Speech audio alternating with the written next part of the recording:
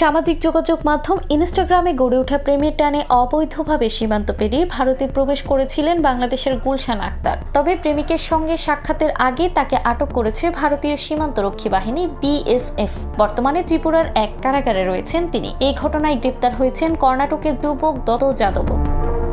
ভারতীয় সংবাদ মাধ্যম NDTVর প্রতিবেদনে বলা হয়েছে, বগুড়ার পালসা গ্রামের বাসিন্দা গুলশানার সঙ্গে কর্ণাটকের বিদাত জেলার যুবক দত্ত যাদবের পরিচয় হয়েছিল 8 মাস আগে ইনস্টাগ্রামে। এরপর তাদের মধ্যে ঘনিষ্ঠ সম্পর্ক তৈরি হয়। দীর্ঘদিন ভারতে কাজ করার পর গুলশানা বাংলাদেশে ফিরে এলেও যাদবের সঙ্গে যোগাযোগ অব্যাহত ছিল।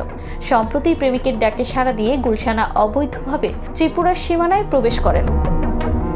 তবে ত্রিপুরা সিপাহী জেলার হরিহরদোলা সীমান্ত গ্রামের প্রবেশের সময় BSF তাকে আটক করে। পরে তাদের পুলিশের কাছে হস্তান্তর করা হয়। 10 জুলাই আদালতে তোলা হলে বিচারক দুজনকেই 14 দিনের বিচারিক হেফাজতে পাঠানোর নির্দেশ দেন। গুলশানের বিরুদ্ধে বিদেশি নাগরিক আইন, পাসপোর্ট আইন এবং ভারতের দণ্ডবিধি সহিংসতা 2023 অনুযায়ী একাধিক মামলা দায়ের করা হয়েছে। একই অভিযোগে দত্ত যাদবের বিরুদ্ধেও মামলা করা হয়েছে।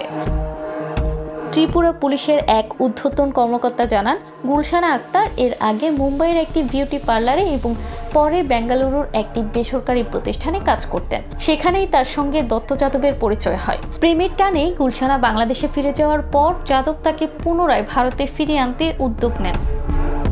পুলিশ কর্মকর্তা বলেন, আমরা এই ঘটনার পেছনে মানব পাচারের কোনো যোগসূত্র রয়েছে কিনা সেটিও তদন্ত করে দেখছি। গুলশানাকে কিভাবে সীমান্ত পার হতে সহায়তা করা হলো তা খতিয়ে দেখা হচ্ছে। প্রয়োজনে তাদের পুলিশি হেফাজতে নেওয়ার আবেদন জানানো হবে।